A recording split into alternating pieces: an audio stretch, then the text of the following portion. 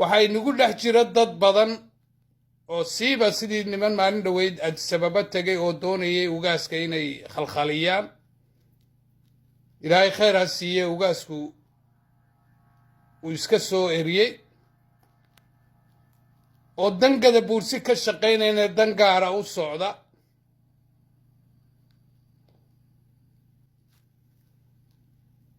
gefna ka galay dad aanu weligoodba walaalahayn oo markaanu jaarkeennana ah qaarkoodna berigii hore jaarkeenna ahaanay jireen oona wax alla wax dhibaato oo weligeedna dhex martay ayna jirin sida canfarta oo dad walaalaheena ah goormay soomaalinimadu shaqaysaa ninkii soomaalinimo u dhimanayay baana markii furuudku jabuuti soo galay miyaad la socotaa inta gadabuursi ku dhimatay ee canfar la dagaalamaysay ka hortagtay waryayna dib u dhicin canfar baa iniiga dhow raggaas war oromaa iniiga dhow war 1500 oo sannadood haddaad dib u noqotay canfarta jaar baan ahayn ilaa beri dhow intuuna gaalku iman uuna dhulka inaga kicin uuna dadkaa soo dejin buuraha madmadow ka soo degay innaga iyo canfar cidaynoomay dhaxayn weligeen dhibaataynama dhex marin canfartu waa dad biisfula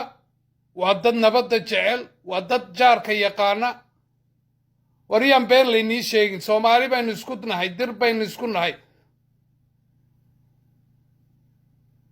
marka baddaa lagu geliye ee taageertida ee beentaa lagugu shaqaystana berri toole qolo kalaa la noqdaa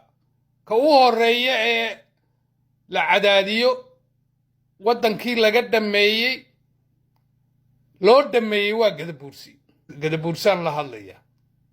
faraha ka laabta arrintaasi faraha ha la gelina haddaydan canfarta soo raacin